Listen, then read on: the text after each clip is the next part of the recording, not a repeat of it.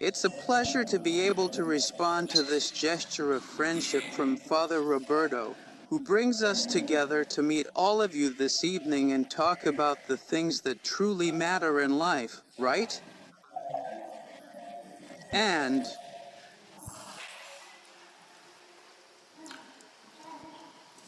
nothing seems more profoundly interesting and captivating to me than the remarkable and continuous growth and development of an individual person.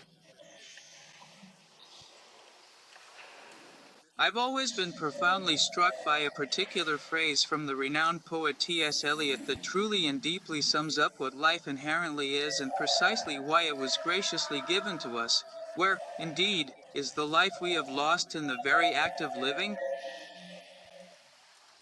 In other words, the saddest thing that can happen in life is, as you said, that we lose our lives while living.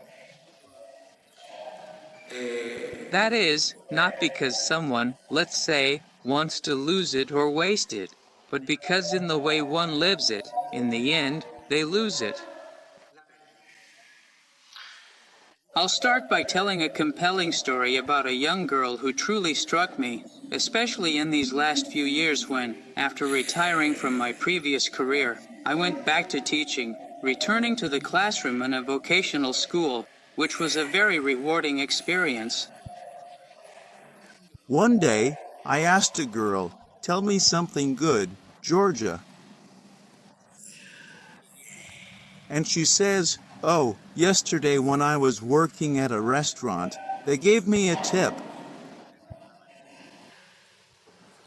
Nice. And why do you think they gave you a tip? Well, because I put in the effort. I did my best to be attentive to my customers' needs. And I, to keep provoking her, asked, "But when you were there, did you focus on watching the clock to see when your shift would end?" Oh no, I didn't remember the clock. I was so into it that I actually enjoyed myself. And I said, "That's wonderful. Because with all the hours you'll have to work in your life, as a 16-year-old, with all the hours you'll have to work, just imagine if you start enjoying life the way you enjoyed it last night. You've already earned your tip. Just from the pleasure of working like that. Then, if the tip comes, it'll just be the cherry on top." She looks at me while I'm all enthusiastic about what she was telling me. She looks at me very seriously and says, "Prof, inside me everything resets."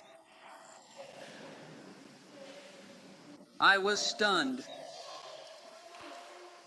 Because it's not that she hadn't had this experience, this thing that happened to her, which she told me about, because I wouldn't have known about it if she hadn't told me. But she, at her tender age, was already acutely aware that you can tragically lose your very life while truly living it. That is, that nothing might remain of what happens in life. I was all enthusiastic, saying, "Look, if you start realizing how much you enjoyed yourself yesterday, you'll be able to work while enjoying every hour of work." She looks at me very seriously, as if she's aware she's about to confess a secret to me. Inside me, everything was reset. I was thrilled by the answer she had given me, because the fact that she realized everything gets reset. At her age, it seemed like something amazing. And I had told at least 20 or 25 people about it. So much so that now, since you're prompting me, I'm telling you too because it's stuck here in my head. And what she said was true. She confirmed it to me because after 2 weeks I went back to her and said, "Do you remember what word you told me?" "Nothing," She really didn't remember anything at all. For her, everything was reset. So, this profound realization increasingly brought to my attention the immense and undeniable value, as well as the critical importance, of the continuous process of personal growth and development throughout one's life journey. Because otherwise, everything gets lost. Because if no one truly solves it, if no one genuinely realizes the profound implications of it. The other memorable episode, which I've recounted many times over the years, was a fascinating conversation I had quite a few years ago with two bright young kids in the vibrant city of Barcelona. After serendipitously finding them at the very House where I consistently used to stay whenever I visited that beautiful city, I then posed a thought-provoking question. So, talking deeply about life, about its intricate complexities and future paths, if you were currently at the very end of your high school journey, just about to embark on the next chapter, would you have anything truly significant to tell others? Any profound certainty or invaluable insight to share with your sweet little 6-year-old sister specifically about the subject of mathematics, about its fundamental principles and its practical applications in the world? Is there anything about math, even just a little, that you could gently share? Absolutely, yes. And about life? silence. How many hours of math have you experienced compared to life? Why do you have something to say about math, but not about life? Because in math, they taught us a method so that, little by little, I can build certainty about certain things I learned. In life, no one teaches a method that can enrich a person, that can help them grow. And so, in the end, you lose your life by living it. Not because you don't live, but because nothing remains. And you can see this when, out of the blue, you ask a girl if she has any certainty about math to share. She immediately says yes, but about life, no. Even though she has spent many more hours on life than on math. That's why, and going back to the question, don't worry, Father Roberto, I hadn't forgotten it. What has always fascinated me is the possibility of taking a human journey, because what I didn't want was to lose my life by just living it. And I was incredibly lucky enough to meet a truly remarkable someone, Luigi Susani, who generously offered me that invaluable method for growing and developing in life that I previously didn't possess. I had taken my humanities seriously. I had taken seriously the proposal they made to me in the seminary when I went there as a child for years. But I hadn't realized that in order to enrich myself from the experiences I was having, it was necessary to constantly compare what I was living with the demands I had inside me. And this is what I missed from the very beginning. The thing that has always amazed me about what I learned from him is this: he gave me the tool to grow. Not because this meant I didn't make mistakes. I messed up just like before, but I always learned, even from my mistakes. Because how many times have we learned the pronunciation of a word, or spelling, or math? It's wrong. The problem isn't making mistakes, but learning from the mistake. So nothing should be thrown away. Everything helps us grow. And so, from then on, I had no other desire but to always live with this awareness, to grow in life. Because without this, in the end, as I said before quoting Eli, you lose your life while living.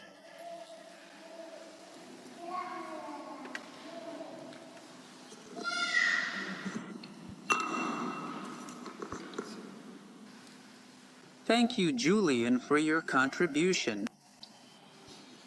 I have a very simple question. As you live, you realize that growing up isn't always like when you're a kid, and maybe you think, one day I'll have a car. I want to grow up for that, to go around on my own, to live on my own, to do my own things.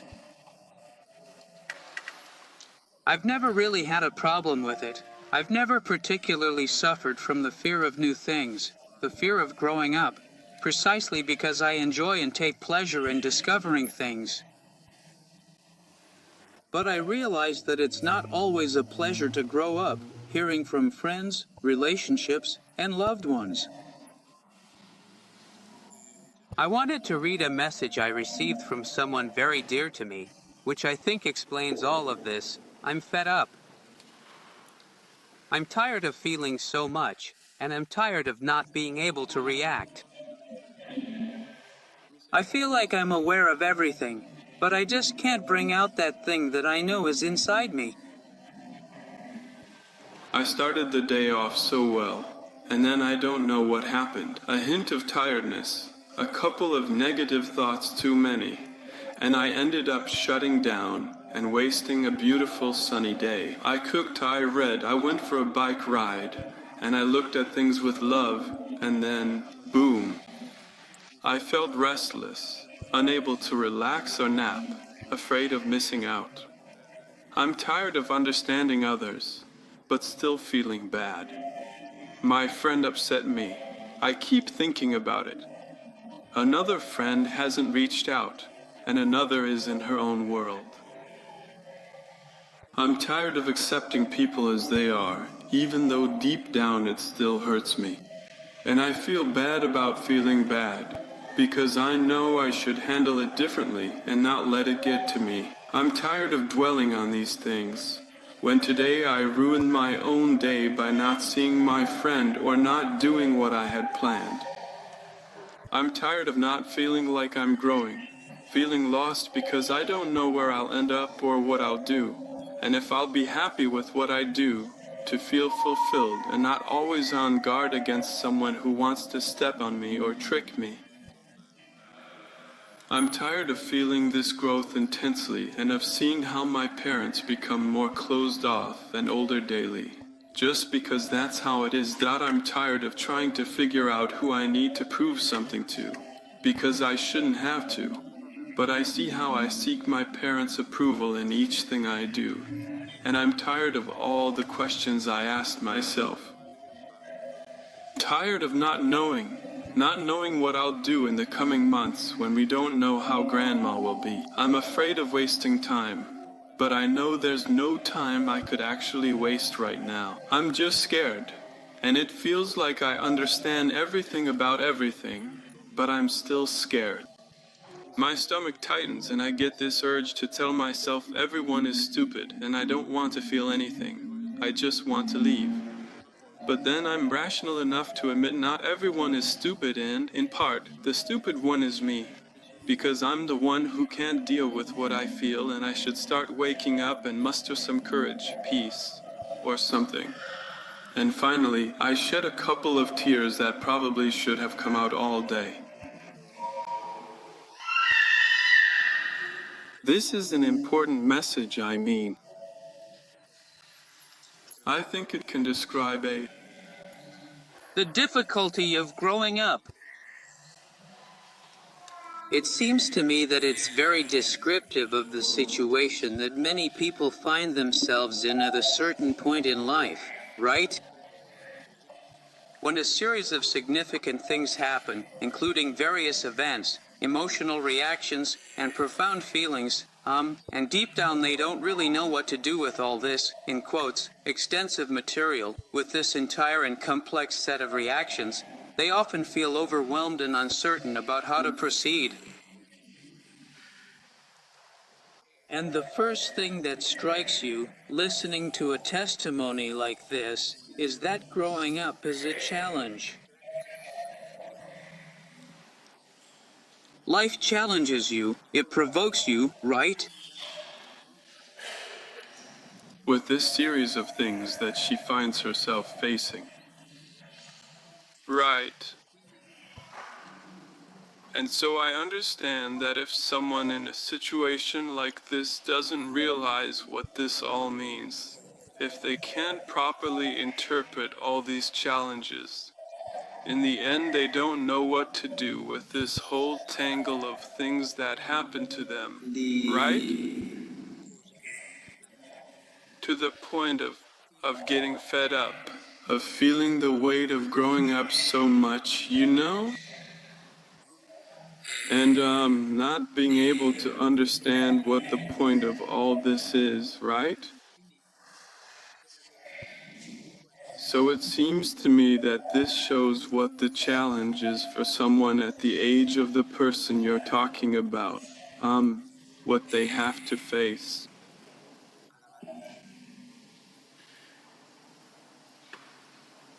So, the very first and most crucial step we can undertake is to provide comprehensive assistance to help her fully grasp and deeply comprehend all of these inherent and unavoidable challenges that stem directly from the harsh realities of life, which simply cannot be circumvented or ignored.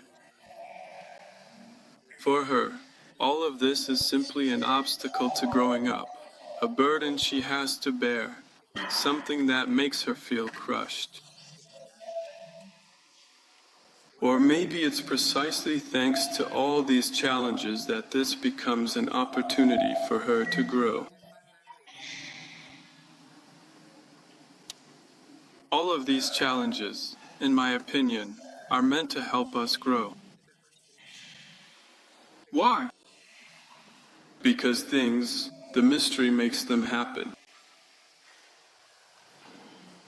By making them happen. If she weren't constantly challenged by all these things, how could she ever understand her full capacity to feel? All her ability to ask questions, the questions that come up for her, all her ability to push forward in order to truly enjoy life. Sometimes, as was said, it's as if, when this happens, fear comes over her and it holds her back. Right? And so, instead of becoming an opportunity, it actually turns into something that blocks the person's growth entirely. Instead, precisely because these are truly urgent and pressing questions that one absolutely cannot avoid asking oneself, if you genuinely take them seriously and deeply consider them, they become a remarkable and profound opportunity to grow and develop.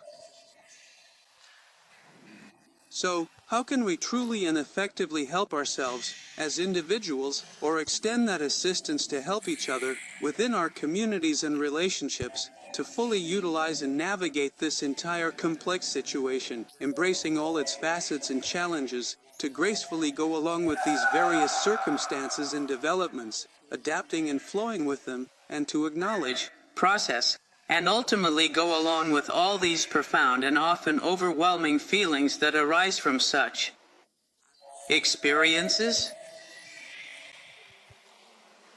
I would ask the person, but do you think the best way to avoid this is not to feel anything?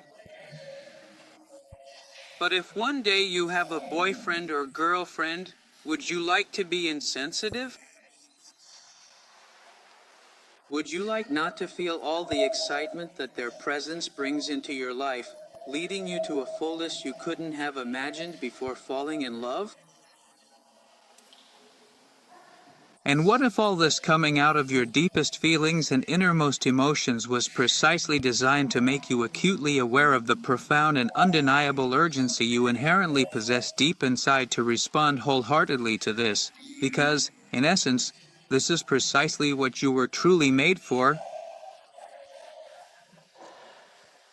I was really struck by how Don Julián describes this whole phenomenon of growth, showing how, in the psychological history of a person, the entire source of emotional capacity, of feeling, is when a person can be welcomed. In the case of a child, this presence is the mother. But at a certain point, this original sign is no longer enough. And so they start to really listen to everything you say. Because as the person begins to grow, they realize that what their mom or dad says is no longer enough. They have to take the bull by the horns and start playing the grown-up game. And sometimes this is hard work, I get it. But without this effort, in the end, she won't really be able to live as an adult, with all her capacity for enthusiasm, the vibrancy of her humanity, and to enjoy everything she was made for. We think, when we hear these things, that it would be better not to hear them. But thank goodness the mystery doesn't listen to us. Because if she didn't feel the full vibrancy of her humanity, would she be happy? I don't think so. All of this gradually and profoundly comes out in your personal experience so that you can clearly see that it was all graciously given to you for when you ultimately find the answer, so that the beloved person you truly love can fully perceive the immense greatness of your inherent humanity, to warmly welcome it and to truly let you enjoy, in complete and utter fullness, what now seems so incredibly frightening and overwhelming. The only truly important thing is that we absolutely need to treasure and deeply appreciate all of this, because when the person who can genuinely and profoundly attract me with their undeniable allure finally arrives, who can truly and completely excite me with their captivating presence, I can then experience a profound sense of fullness and completeness that I certainly would not have had otherwise. Break time equals 0.5s / a truly enriching and fulfilling experience. So all of this is part of growing up. But I'll go even further, because even this won't be enough. Don Giussani continues. Why? Because at a certain point, even this natural sign isn't enough. Because the more one discovers this, the more one realizes that it has no limits, no boundaries. Because we are made for something greater.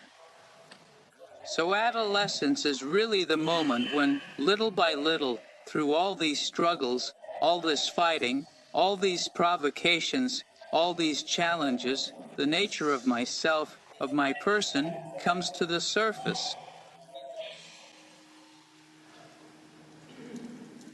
Without this, we would always remain children. But is it truly a bad thing that this entire, deep abyss comes to the very surface? Or is it actually a profound sign of the immense greatness we inherently possess? Two things have always amazed me, and they often come to mind when I think about growing up, as I mentioned earlier from my own experience. Since I met Gabardi I read that everything man finds is too small, too insignificant for the capacity of the soul, and that this feeling of boredom, of insufficiency, that everyone feels the fed up. It's not a sign of a pathology, but a sign of the greatness of the world. It's that the way the mystery works. Instead of giving you a lesson about growth, it actually makes growth happen to you.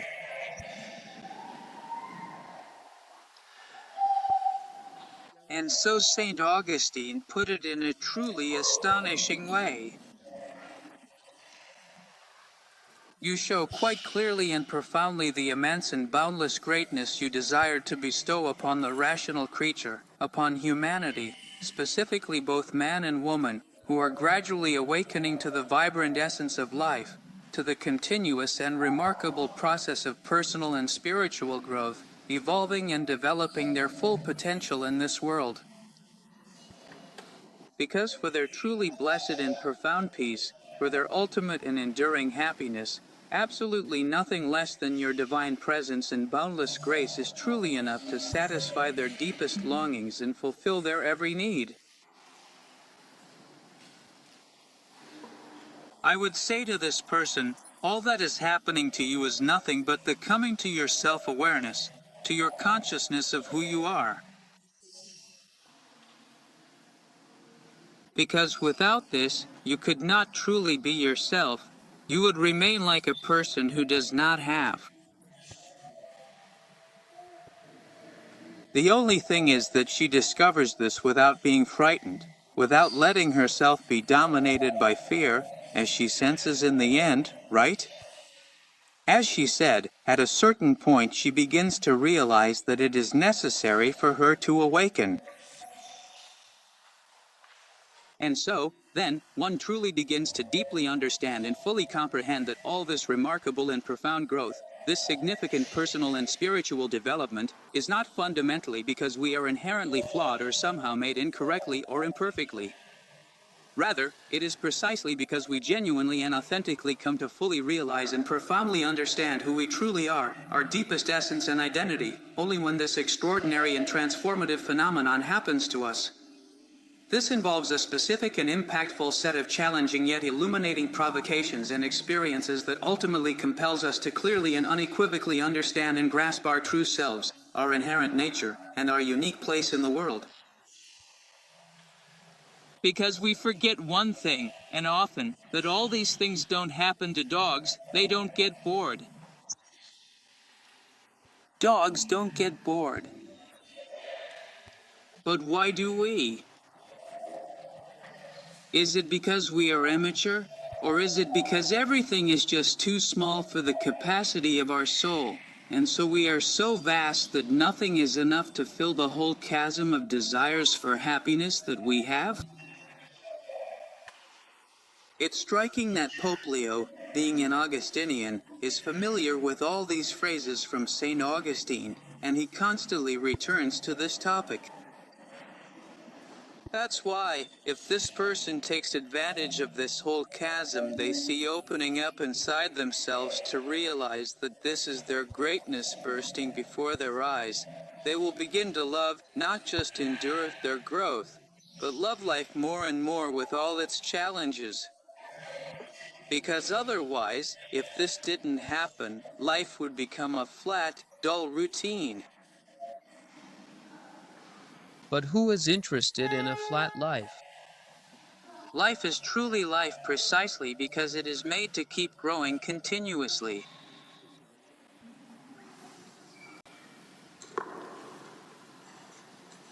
Thanks to Filiani. I remember so many evenings, how much you made me angry, reading about you working with friends, about the things you used to tell us.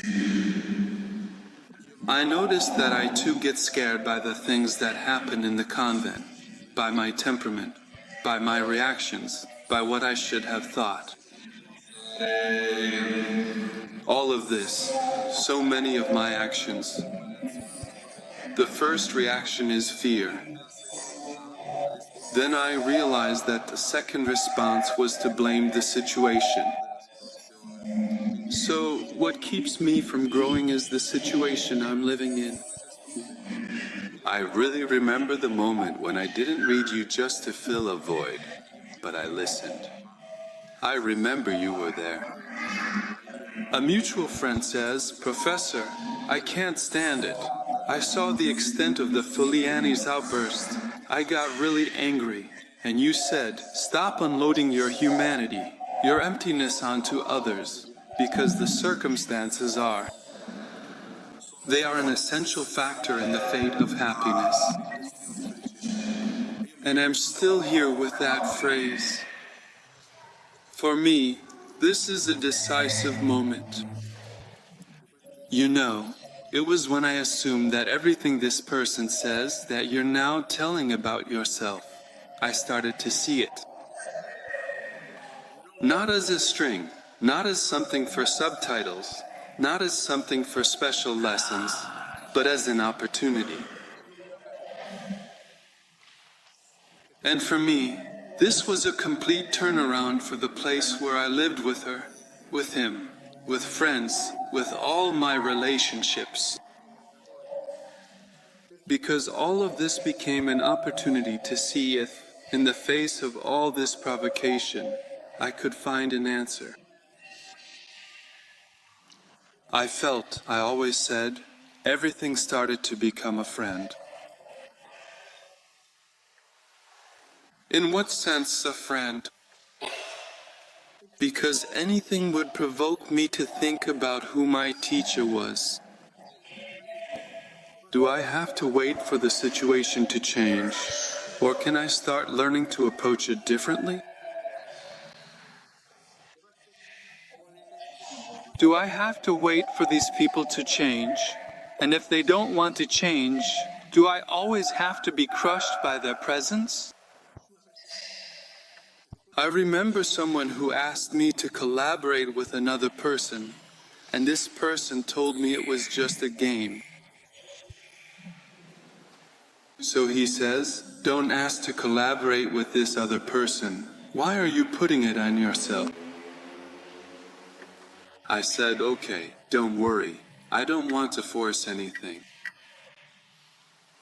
But aren't you suspicious of me? Why? Because I won't tell you the problem. He'll tell you himself, with his temperament. Because just to say, I'm in front of him, who has the same temperament with me, and at least I put myself above all men. So, it's not really things, specific situations, or even other people that are truly to blame for all of our troubles and difficulties. The only thing all this highlights is our inconsistency. It's that we're just explaining our own importance. And so it's not that everyone spares him. No matter how much you grow, you just get more and more scared. And so I started to see all these things as a challenge to see if what I had encountered, first of all, the faith of Christ, and the proposal that had been made to me. If all this responded to every challenge, and so I started to say, every circumstance is for me, regardless of how it comes about. I am challenged through it. And every person is a friend, not because I agree with them. In fact, not in the sense of sentimental friendship. No, because even if I don't agree, they challenge me to live. They give me a question, they set me on a path, they push me. If I don't want to settle for an easy answer, to grow. And so it was like a second chance, because everything I initially saw as an obstacle became a great opportunity that I would have missed. It was at that moment that I felt uplifted, and this allowed me, precisely because I was learning, constantly learning, that life isn't over, that communication isn't over.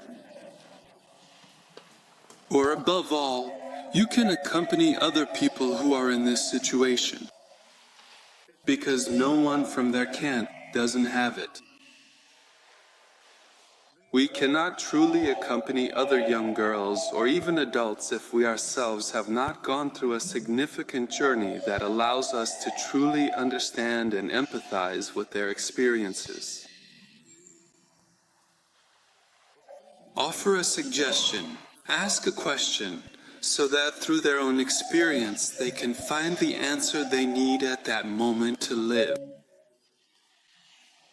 And this doesn't happen just by thinking in our own little heads, in the comfort of our own homes. You grow by living, by responding to the challenges that life throws at you. And that's when we see, little by little, when life doesn't spare us from life, from its challenges, then we see what happens. Because without this, precisely because of this fear that grips us, this anxiety, we become weaker if the mystery were to spare us this struggle. Yusani says we won't be able to understand with awareness of ourselves, and we won't be able to perceive the vibration of our own lives. I don't want to know anything about a life that's been made easy for me. I don't want to know anything about it. You can have it all. If what you want is peace and quiet, all yours, I don't care. This only leads to the dulling of life, to being even more subjected to everything, to becoming more and more annoyed with everything that we always tend to push onto others. What is truly and really just our own inherent laziness, since we don't possess, as that particular person used to eloquently say, the necessary courage, the essential drive, to squarely face it, we consequently won't be able to fully perceive how life can genuinely blossom and flourish in virtually any given situation.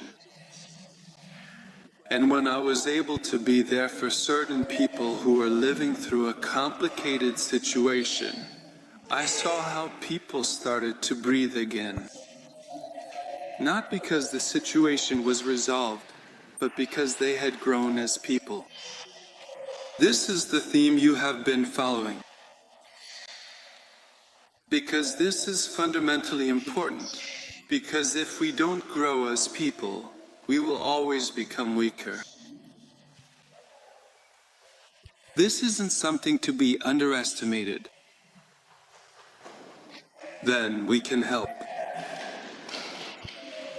The more familiar we are with the path, the easier it is to offer advice, because we can't want to see for someone else. Many times, parents think their job is to spare their children from the hardships they themselves have faced in despair. Instead of guiding them so they can see that they have all the abilities they need to grow, they justify and shield them. That's what life is. They don't really spare them, but deep down, we do. We almost always feel tempted to make an amendment to God's plan. He gave us all this mystery precisely so we could do this. Not because He's angry with us, as you might fear, but I don't know what I did, but for this to happen, for that to happen, we always end up blaming Him. No, He doesn't spare you, because He wants you to see His victory right there. But the disciples weren't spared the storm. When they set out across the lake, you could say, looking back, that since there was a storm and it was already evening when they left. They could have said to Peter and Andrew, "Don't mess up this evening. I just want to go fishing with my friends." But they didn't do that. But here, looking back, someone who was in that same boat would have wanted to get through the fear of the storm. But when he saw someone rise from the cushion where he was sleeping, a presence that calms everything and shows his authority over it. Your friend says this, but I wouldn't have. I wouldn't have wished for him to be spared. But if I don't say it, we have to spare him. We won't be able to see who Christ is in God. Because deep down, we don't give him the chance to show who he is. You're not a space. Obviously. All his power. Just to say, but what have you done? Men, you still don't believe. Not because you have to believe as if it's thrown behind a veil. You still believe. You haven't understood who I am because I want to lead you more and more to this victory over the things that have cost you. This is truly his heart. This is precisely why he came, so that we may indeed have life and have it more abundantly, not to flatten us out, as we often mistakenly think that in order to make us truly believe, he wanted us to be. Break time equals 0.5s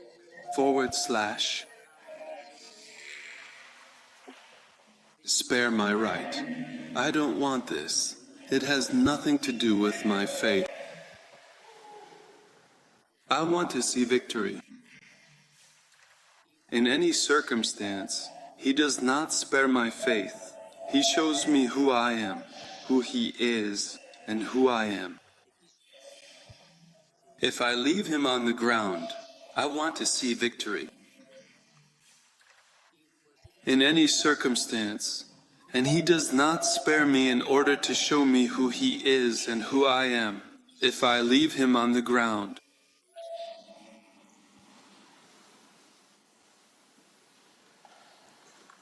This question came to me about the episode with Georgia that you told us about at the beginning, and I was wondering what it takes for her to realize about him.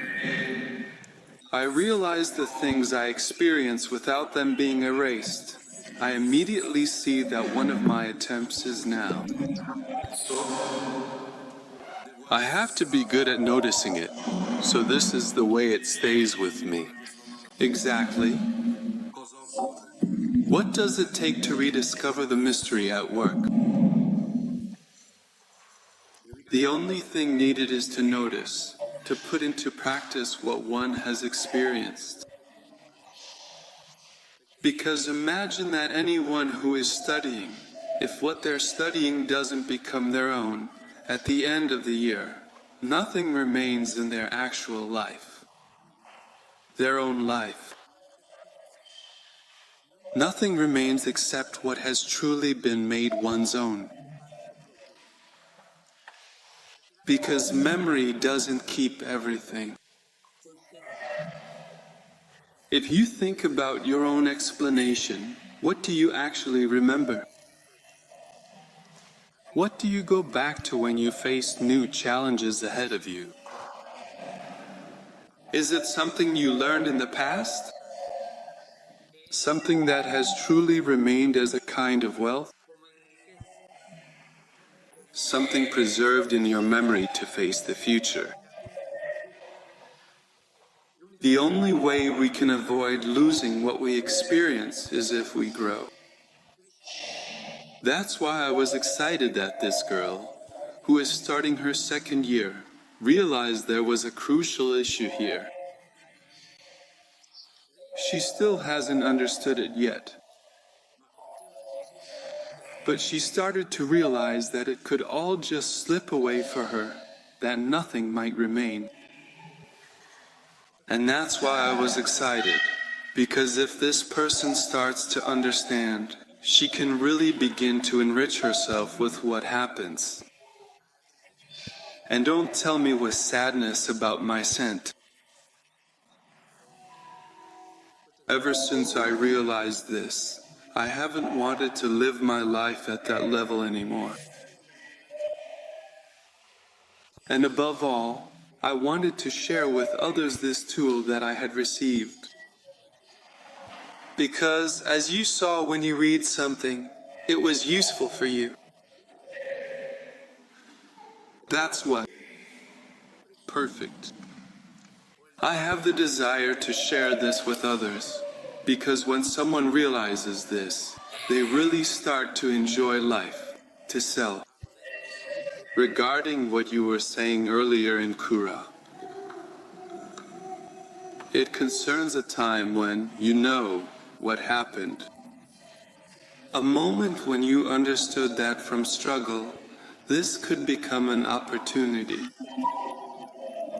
I mean, I don't think it's a cliché, because at a certain point I stopped being surprised, even though I realized how much I was making mistakes. And I had a tool to understand why things weren't working, that is, to pick out what I needed. Seeing that all of this wasn't just a state, it was a storyline. It wasn't something that just hung there, weighing down life, but rather something that was given to me to help me grow. If you go into battle and you have to face the consequences, if you go with someone who introduces you and guides you, wouldn't you rather have the full moon on your side? The Pisi prefers to face the moon. The more one becomes aware of this, the more enthusiastic one gets. If you see that in your economic studies that you do, you start to untangle things more and more. You don't like to spare yourself the question when you've challenged yourself so much that every morning, on your way, you feel a provocation to grow. It seems to me that we shouldn't make, I don't know, all sorts of resolutions that most of the time we can't keep. I mean, it's life that presses on us. And if it presses on you, sometimes it makes you struggle, but that's what makes you grow. And when you see that every challenge makes you grow more and more, what remains and what is generated within you, the growth you find in yourself, that's yours. You really made it happen. Because what you gain is the freedom from being constantly trapped by circumstances and just complaining that the only possible circumstances are something else. And you start to really live. This is what prevails. This positivity prevails over your goals, but only those who can understand it can change it. Only those who dare to try. No one can be convinced just by listening, because you can always avoid it. That's perfectly fine. The point is, only those who live it, who take the risk, will truly be convinced. Because what we truly begin to see happens in our own experience. If we don't see it in our experience, it doesn't happen. We aren't able to understand this very important teaching. We end up with something that the research project doesn't really justify, a course that could expand. It's even more external. Since it's a profound reality, truly taken as an essential tool for acquiring knowledge, it is, in essence, the undeniable evidence of a significant and impactful experience. There is no other tool for knowledge in life than the evidence of an experience. That's why that's why he made it clear. How did he show it? How did he do it? By living, he showed it. By living, by looking at uncertainty, by letting himself be challenged, by responding to the provocations of the Pharisees. It's not possible. Read Orini Sabbath, all kinds. Because otherwise, then the theories waiting, being just like threads in the brief master. Pilate, the Pharisee, deadly silence. Jesus performs a miracle on the Sabbath, then sends them home. But which of you, If your son falls into a well on the Sabbath, wouldn't go and pull him out of the well?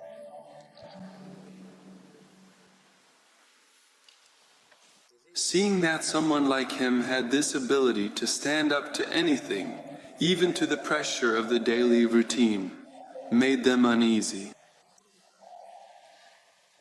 So he tried to handle the issues, took the bull by the horns and sent them home with an order. Then he wouldn't decide the opposite. Afterwards, he would stay at home with the order and then decide whether it was ideal or not. It's the path of freedom of speech, where truth cannot be imposed in any way unless it is discovered through freedom. That's why, if freedom isn't imposed, it can't be discovered as an experience, because things are understood. No, through an explanation, and not just a moment of communication, but an experience, and the lines of that experience. That's precisely why Jesus only did one very simple, yet profoundly impactful thing. He allowed them to have a truly transformative experience where they could increasingly and clearly perceive the significant benefit of what he was proposing to them. We can't really convince ourselves that faith is worthwhile when everyone says they're not interested. And if we have an experience that doesn't make sense, why? It's what gives life, because Christ did not come ready to fill life with the fullness of life for what he does.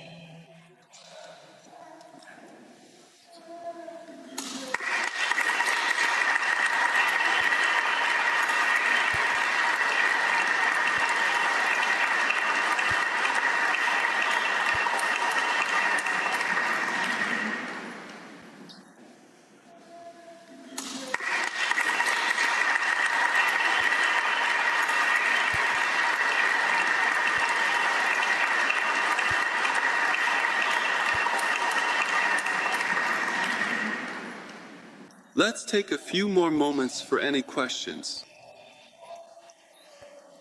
If anyone has something on their mind. 1, 2, all right. If you could possibly come a little bit closer to the esteemed Francesco di Francesco, that would be greatly appreciated and helpful for our discussion.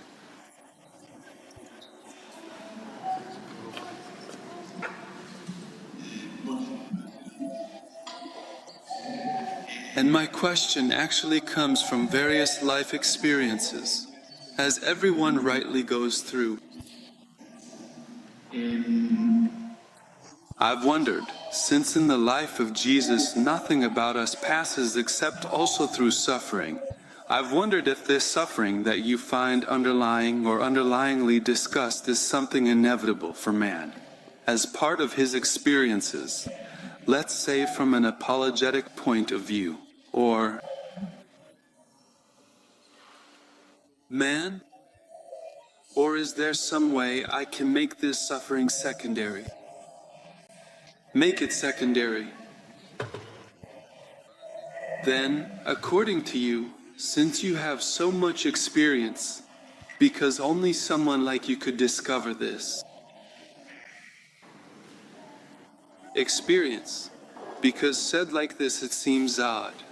But is it possible that suffering can unite? That it can be something that makes you more yourself? So what would you say? Because maybe, sorry to the friends who are here and have to listen to this, but at the beginning I failed. I had 8 failing grades. I was completely lost in the subject, and then I was sent and failed at the friar's school.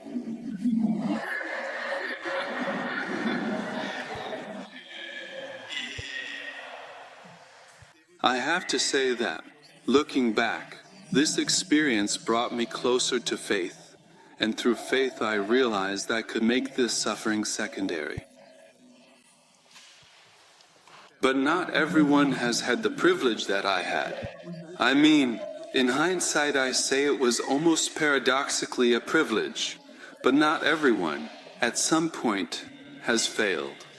But I say, you see, hey, no, you can. Could you have imagined before, when you were furious and your voice was filled with anger, that this would have been the path for you?